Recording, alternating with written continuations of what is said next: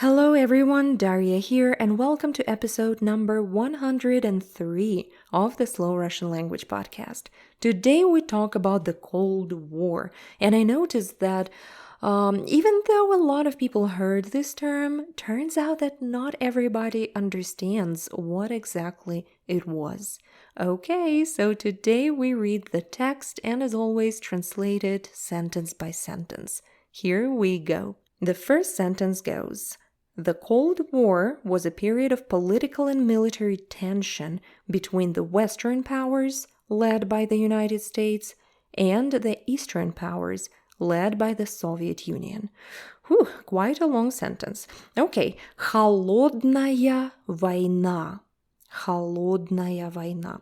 Холодная война была периодом политической и военной напряженности между западными державами во главе с США и восточными державами во главе с Советским Союзом, or СССР. Don't let the sentence intimidate you, we are going to break it down. So, Холодная война, Cold War. Война in Russian means war. For example, World War, мировая война. Oh yeah, unfortunately a lot of wars and they never end. So the Cold War at least is not an active open war. Холодная война. Она была периодом. So the war was a period of time. Была периодом. In Russian, after the word to be something, to be someone, we use instrumental case. So период, instrumental периодом, была периодом. And then we have genitive case, period of what? Периодом политической и военной напряженности. Politica means politics, And to turn it into adjectives, you just add the suffix and it sounds like политический. Same with the word война, war, we can make an adjective out of it. Военный. Война, военный. So it's a period of political and war tension. Напряженность. Напряженность means tension. So between who and who? Между западными державами. Держава is an old word for a country. Держава. It's this great sounding, powerful word for a country, a state. Держава. Very, very common expression for Western countries. Западные державы. If you turn on Russian TV today, you will hear it at least 10 times an hour. Западные державы.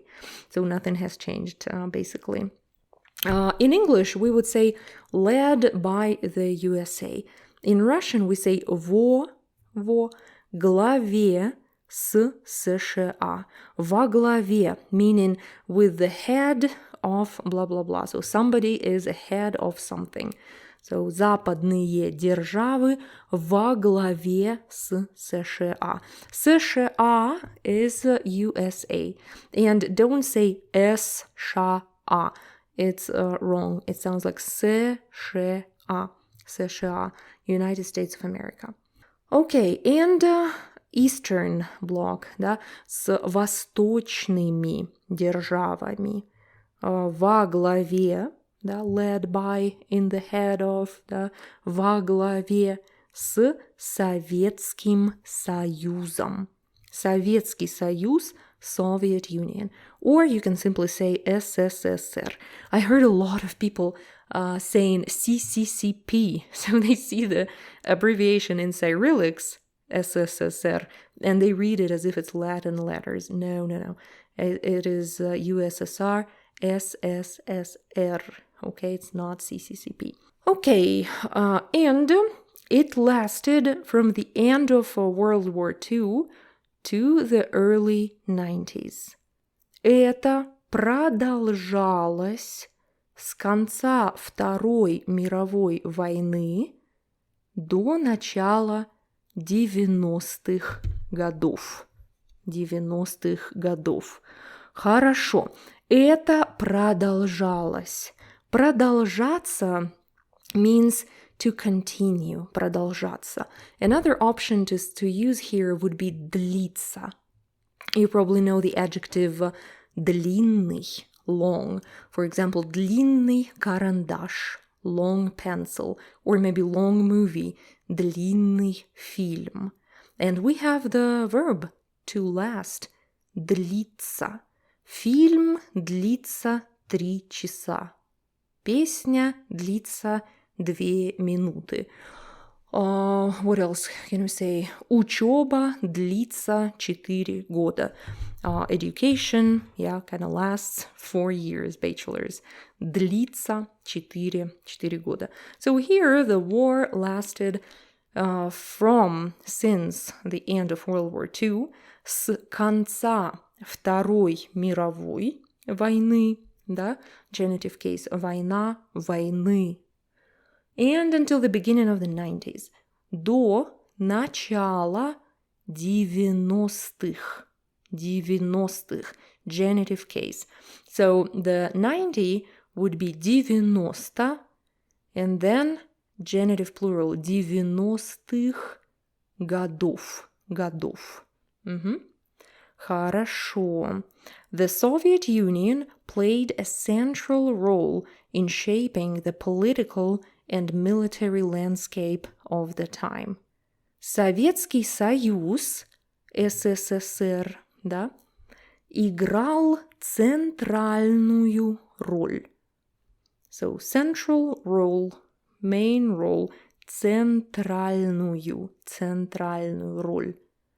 В формировании, informing, в формировании, in shaping, informing, we have the verb формировать.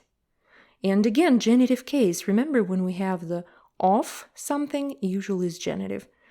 Shaping of what? В формировании политической и военной картины того времени. And we already had this in the very first sentence. Политической и военной. Political and military. Okay, политической и военной картины. Картина actually means painting, picture. So here we use it figuratively. And in English, I think you would say political landscape. But in Russian, we usually say политическая картина, kind of how the world is shaped. We say картина мира. Literally means the picture of the world. Хорошо. During the Cold War. Во время холодной войны. So, during something, we say in the time of something. Во время. And we merge it together, it sounds во время. Vowel reduction here. Во время холодной войны. During the Cold War. So what happened during the Cold War? The Soviet Union, the USSR, and the United States engaged in a nuclear arms race. So, СССР и США вели гонку ядерных вооружений. Ooh, that's much longer than in English, right? So the word гонка means race. Гонка. For example, Формула-1. Формула-1 – это гонка. Or, oh my goodness, I forgot that French race, when they have those loops 24/7. What is it? Unfortunately, I forgot, but I hope you get the idea. So racing is гонка. Гонка. Гонка ядерных вооружений. Nuclear in Russian is ядерный. Ядерный. Ядерных вооружений. As always, genitive case. of course, гонку ядерных вооружений. And as well as a competition for influence in various countries around the world. А также конкурировали за влияние в различных странах мира. So in Russian we have this competition word. We use the word конкуренция. Конкуренция, or as a person it would be конкурент. For example, we can say USSR and the USA were competitors. Они конкуренты. Хорошо. So basically, they were trying to spread their influence on as many countries as possible, proving which formula works better, communism or capitalism. Yeah, so we see where it's leading us. Okay, where are we? Competition, around the world. В мире. World in Russian is мир. For example, what? The best in the world. Лучший в мире. Хорошо. This competition often took the form of proxy wars. Эта конкуренция, again, competition, конкуренция, часто принимала форму прокси-войн. Genitive plural. Война, войн. We get rid of the ending. Хорошо, so прокси-война. What is прокси-война? It's when there are two countries engaged in the war, but everybody understands that behind the backs of those countries are either the USA or Russia. And unfortunately, it's still the same up to this day. So it's always Russia and the USA engaged in some shady activities. They're just not getting tired of this. Okay, and the rest of the world has to cope somehow with these two, and China looking there from the side, waiting for action always. Yeah, these three are no joke. Okay, examples. For example, the Korean War, the Vietnam War, and the Soviet-Afghan War. Например, Корейская война, Вьетнамская война и Советско-афганская война. So you see how we form adjectives out of the country names. We just add this sk suffix. Корея, корейская. Vietnam, вьетнамская. Or let's say America, американская. Afghanistan, we shorten it to Afghan, афганская война. The next sentence. In retrospect, the Cold War had a profound impact on the world, shaping global politics and shaping the international system in ways that are still felt today. Oh, these sentences are long. Yes. Okay, in retrospect. Оглядываясь назад. In Russian, we say looking back, because оглядываться means to look back, literally to turn your head and look behind you. Оглядываясь назад. We do have the word ретроспектива, retrospect, but it's not very common to use. We would say оглядываясь назад. One can tell. Можно сказать that the Cold War had a profound impact on the world, что холодная война оказала глубокое влияние на мир. Оказать влияние. Оказать влияние means to influence, to have some effect on something. For example, in my childhood, classic literature affected me, influenced me. В детстве на меня оказала влияние классическая литература. Something like that. Классика. Хорошо. Глубокое влияние. Deep influence. Strong influence. Глубокий literally means deep. For example, lake can be deep. Глубокое озеро. Or we can use it as a metaphor and say a deep thought. Глубокая мысль. Глубокая мысль. Хорошо. So it had this influence on the world. Accusative case here. На мир. На мир. On the world. So how did it happen? Shaping global politics and shaping the international system. Сформировав глобальную политику. Глобальная политика. Global politics. And international system. Международную систему. So we still feel it today. Так, как это ощущается и сегодня. Ощущать means to feel, to sense, to realize. Ощущать. And we have a noun, sensation, ощущение. Ощущение. And the last sentence. The end of the Cold War marked the end of the bipolar world and the emergence of a new era of international relations. Окончание, the end, окончание холодной войны. Ознаменовало. Ознаменовать, I love this word. It means, to mark. To mark. Ознаменовать. Sounds so good, right? Ознаменовать. Конец. The end. The end of the bipolar world.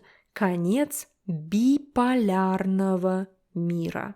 Bipolarный. Bipolarный is very frequently used today for psychological matter. The bipolar. Somebody would say, oh, she's bipolar. And it's used way too frequently for somebody who has mood swings or something, not as a medical term, but like on a daily basis.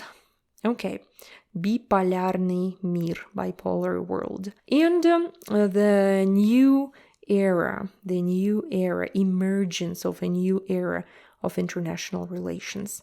Окончание Холодной войны ознаменовало конец биполярного мира и наступление новой эры. Новая эра, new era, новая эра. And again, genitive case, new era of what? Новой эры международных отношений.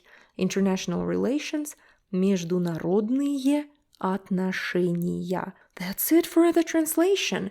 Now I will read the whole text and hopefully you will understand some parts of it. This is a difficult text grammatically as always, so please relax and try to catch at least some words that you learned today. Холодная война была периодом политической и военной напряженности между западными державами во главе с США и восточными державами во главе с Советским Союзом. Это продолжалось с конца Второй мировой войны до начала 90-х годов. Советский Союз играл центральную роль в формировании политической и военной картины того времени. Во время Холодной войны СССР и США вели гонку ядерных вооружений, а также конкурировали за влияние в различных странах мира. Эта конкуренция часто принимала форму прокси-войн. Например, Корейская война, Вьетнамская война и Советско-афганская война. Оглядываясь назад, можно сказать, что Холодная война оказала глубокое влияние на мир, сформировав глобальную политику и международную систему, так, как это ощущается и сегодня. Окончание Холодной войны ознаменовало конец биполярного мира и наступление новой эры международных отношений. That was it. I hope you learned a couple of new words and phrases today. And if you want to understand Russia more, please join my course called Understanding Russia. Right now you can join at a special price, 50% off, so please follow the link in the description box and I'll be happy to see you among my students. That was it for today. Thank you very much for listening, and I hope to see you in the next episode of the Slow Russian Language Podcast. Bye-bye!